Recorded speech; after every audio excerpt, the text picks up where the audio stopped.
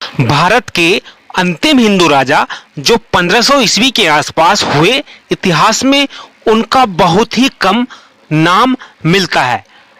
न ही उन पर मुस्लिम इतिहासकारों ने चर्चा की, न ही अंग्रेजों ने उनका नाम लिया। आप भी शायद आज पहली बार इनका नाम सुने। इतिहास में उनके बारे में बहुत ही कम जानकारी मिलती है। वजह, वो एक गरीब परिवार से थे। वो किसी योद्धा या किसी राजा के पुत्र नहीं थे। वो कोई राजपूत या क्षत्रिय नहीं थे। एक गरीब परिवार में जन्मे साधारण से व्यक्ति थे। उनका परिवार किराने का काम किया करता था। अकबर की जीवनी लिखने वाले अबुल फजल उनके बारे में लिखते हैं कि वो गांव-गांव जाकर नमक बेचा करते थे। एक ऐसे परिवार से उठकर पूरे मुगल साम्राज्य को तहस नहस करना और दिल्ली के सिंहासन पर 500 सालों के बाद एक हिंदू राज की स्थापना करना और दिल्ली का शासक बनना और पूरे हिंदू रीति रिवाज से दिल्ली में अपना राज्य अभिषेक कराना और सम्राट विक्रमादित्य की उपाधि प्राप्त करना, यह दर्शाता है कि वो वीर शिरोमणि और पृथ्वीराज चौहान के बाद पहले और अंतिम दिल्ली के हिंदू राजा थे। उन्होंने अपने जीवन में 22 से ज्यादा लड़ाइयां जीती। उनका दिल्ली पर शासन एक हिंदू राजा के रूप में हुआ।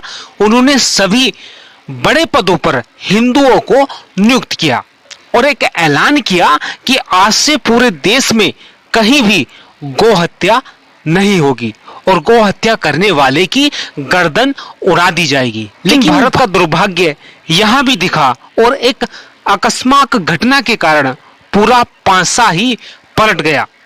उस पर हम आगे चर्चा करेंगे। तो नमस्कार साथियों, आज मैं आपको बताने वाला हूं हेमू यानी कि हेमचंद्र विक्रमादित्य के बारे में, जो भारत में एक तारे की भांति चमके और जमीन से उठकर आसमान तक का सफर तय किया और अंत में इस संसार की भीड़ में समा गए।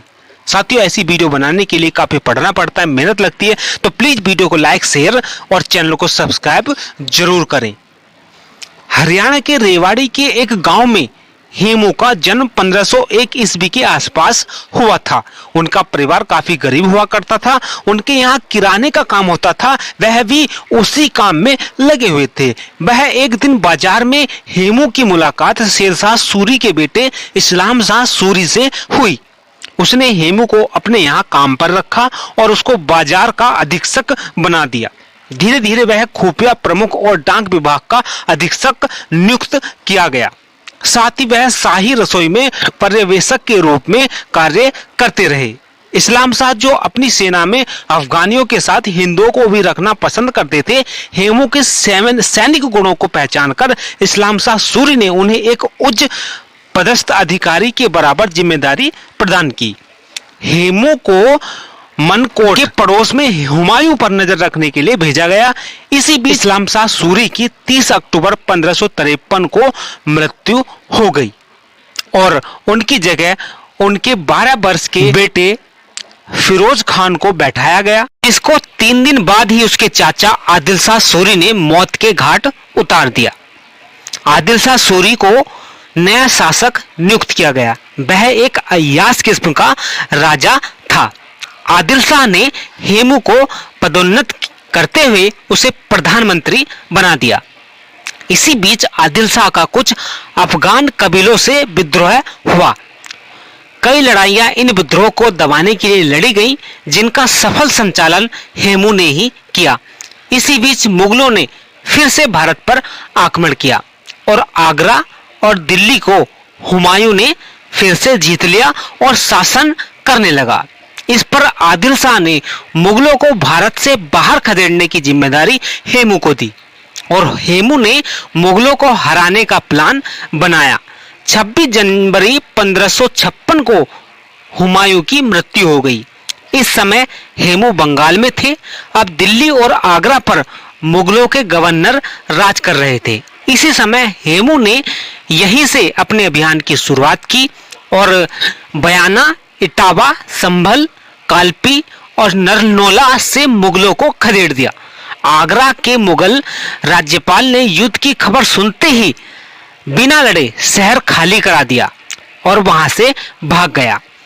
ताड़ी खां जो दिल्ली में अकबर यानी कि मुगलों का गवर्नर था, जो जालंधर में डेरा डाले हुए था, उसने अपने आकाओं को लिखा कि हेमू ने आगरा पर कब्जा कर लिया है और अब दिल्ली की ओर उसकी सेनाएं आ रही हैं। अकबर के मंत्री बैरम खान ने स्थिति को गंभीरता से लिया और अपने सबसे खास लेफ्टिनेंट पीर मोहम्मद सरवानी को दिल्ली की ओर रवाना किया।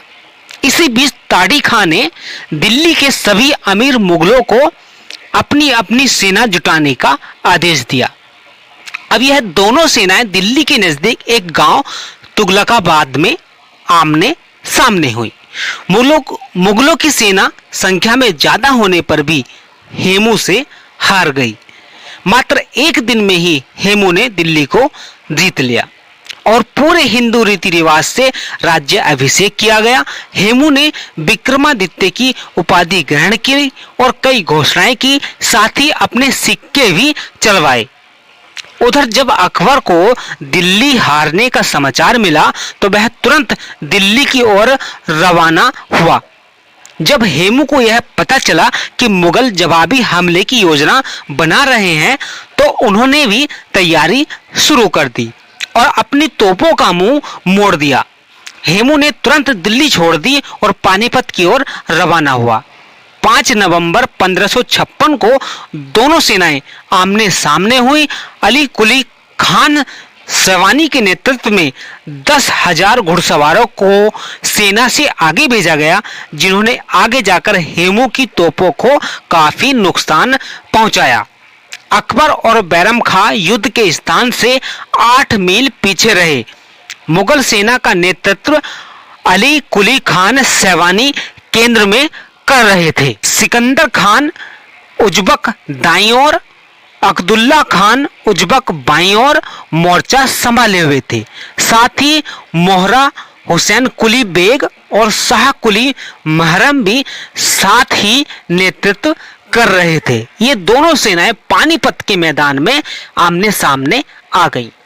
उधर अकेला वीर योद्धा हेमू हवाई नामक हाथी पर सवार होकर अपनी सेना का नेतृत्व कर रहा था। उनके बाईं ओर उनका नेतृत्व उनकी बहन के बेटे राम्या कर रहे थे। दाहिनी ओर सादी खान कक्कड़ उनका नेतृत्व कर रहे थे। भीषण लड़ाई आरंभ हुई। हेमू की सेना ने मुगल सेना को तहस नहस कर दिया। मुगल सेना में हाहाकार मच गई। लेकिन अचानक एक तीर हेमू की आंख में लग गया। इस युद्ध में हेमू ने कोई कवच नहीं पहन रखा था। वो नंगे सिर ही युद्ध कर रहे थे, जो एक नासमझी भरा फैसला था।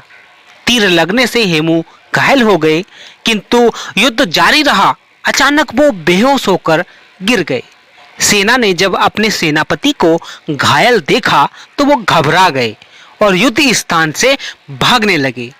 इस तरह से जीता हुआ युद्ध हेमू हार गए और उनको बेहोशी की हालत में मुगल राजा अकबर के सामने पेश किया गया। उस समय अकबर की उम्र महज 12 या 14 वर्ष के बीच रही होगी।